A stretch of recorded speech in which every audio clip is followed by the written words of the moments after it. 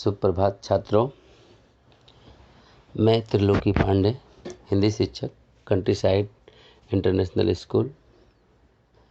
आज हम कक्षा 8 वसंत भाग 3 हिंदी पुस्तक शीर्षक लाख की चूड़ियों का सारांश आपको बताऊंगा। लाख की चूड़ियाँ शीर्षक के लेखक हैं कामता नाथ जी, जिन्होंने आज के मजदूरों के छिनते रोजगार के बारे में बताया है। किस तरह से एक कुशल कारीगर का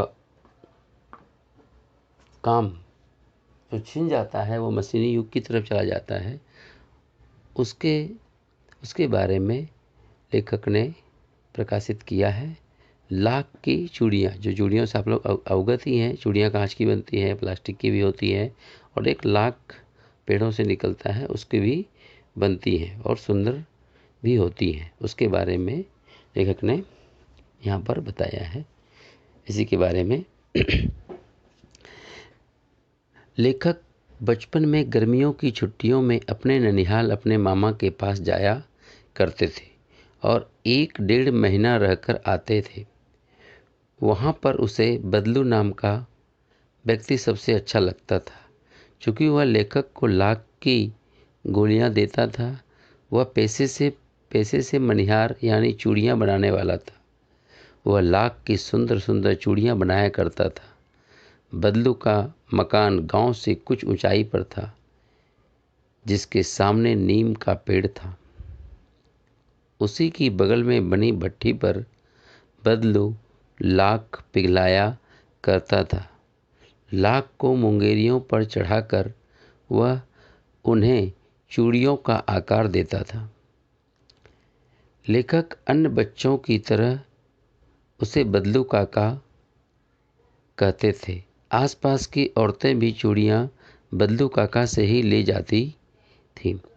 हालांकि वह चूड़ियों के बदले पैसा न लेकर अनाज लिया करता था, परंतु शादी ब्याह के मौके पर वह चूड़ियों का मुँह मांगा दाम लेता था।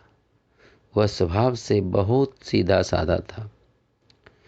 बदलू को कांच की चूड़ियों से बहुत चिढ़ थी। वह किसी महिला की कलाई पर कांच की चूड़ियाँ देखकर गुस्सा हो जाता था। वह बचपन में लेखक से उसकी पढ़ाई के बारे में पूछता। लेखक उसे बताता कि शहर में सभी औरतें कांच की चूड़ियाँ पहनती हैं। वह लेखक को रंग बिरंगी लाख की गोलियों के अलावा गाय के दूध की मलाई तथा आम की फसल के समय खाने को आम दिया करता था। पिता की बदली दूर शहर में होने के कारण लेखक 8-10 वर्षों तक गांव न जा सका। वह लगभग 8-10 साल के बाद गांव गया। अब बड़ा होने पर उसे इसमें कोई रुचि नहीं थी।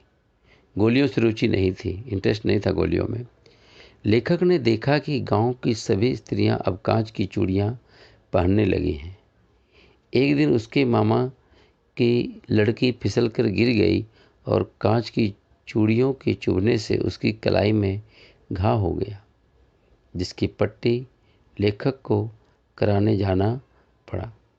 इस घटना से लेखक को बदलू का ध्यान आ गया। वह बदलू से मिलने उसके घर गया। आज भी वह उसी नीम के पेड़ के नीचे चारपाई बिछा लेटा था। बदलू काका का शरीर बूढ़ा हो चुका था। उसे खांसी भी थी। बदलू ने लेखक को पहचाना नहीं। तब लेखक ने उसे अपना परिचय दिया, जिससे लेखक ने उसे पहचाना। बदलू की लाख की चूड़ियों का काम बर्बाद हो गया था। उसकी गाय भी बिक चुकी थी। बदलू काका ने लेखक को बताया कि आजकल सभी काम मशीन से होते हैं। मशीनी कांच की चूड़ियाँ लाख की चूड़ियों से अधिक सुंदर होती हैं। इसी बीच बदलू की बेटी रज्जो डलिया में आम ले आई। लेखक के दृष्टि रज्जों की कलाई पर सुंदर लग रही लाख की चूड़ियों पर गई। यह देख बदलू ने लेखक को बताया, यही उसके द्वारा बनाया गया आखिरी जोड़ा है, जिसे उसने जमींदार की लड़की के विवाह के लिए बनाया था। जमींदार इस जोड़े के 10 आने दे रहा था। इस दाम पर बदलू ने उसे चूड़ियों का जोड़ा नहीं दिया और शहर से लाने को कह दिया। बदलू की इस बात से लेखक ने उसका स्वाभिमान देखा। इस तरह से जो कारीगर हैं, कलाकार हैं, जो गांव के अपनी कला से अपना जीवन यापन करते हैं, और आज के मशीनी युग में जो गांव के कलाकार हैं उनका महत्व बहुत कम होता जा रहा है और वो बेरोजगार होते जा रहे हैं, जिस पर लेखक ने प्रकाश डाला है। मशीनी युग में बहुत से लोग बेरोजगार हो जा रहे हैं और अपने पुश्तैनी धंधे को छोड़कर वह अन्य कामों में लग जाते हैं, जिससे हमारे समाज का ताना बाना टूटता है। इस चीज़ को लेखक यहाँ दर्शाते हैं। और लेखक का वह बदलू काफ़ी मान सम्मान करता था। जैसा आपको बताया कि वह उसकी बेटी रज्जो डलिया में आम लेकर आती थी, गाय के दूध की मलाइयाँ देता था, गोलियाँ बना कर देता था, और वह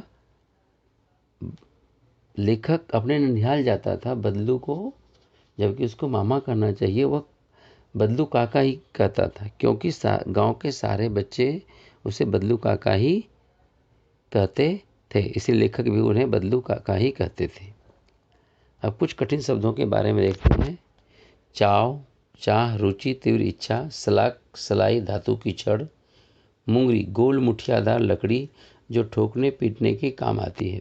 पैतृक, पूर्वजों का पिता से प्राप्त या पुश्तैनी। खपत, माल की बिक्री। वस्तु विनिमय, पैसे से न खरीदकर एक विनिमय वस्तु के बदले दूसरी वस्तु लेना। कसर, घाटा पूरा करना। कमी, नाजुक कोमल पगड़ी, सिर पर लपेटकर बांधा जाने वाला लंबा कपड़ा। पाग, जो पंजाबी लोग पहनते हैं। मरहम पट्टी, जख्म का इलाज, घाव पर दवा लगाकर पट्टी बांधना। मचिया, बैठने के उपयोग में आने वाली सुतली आदि से बुनी हुई छोटी। मुखातिब, देखकर बात करना। डलिया, बांस का बना एक छोटा पात्र। फबना, सजना, शोभा देना। Thank you. घर पे रहिए, सुरक्षित रहिए और अपनी पढ़ाई में व्यस्त रहिए। धन्यवाद।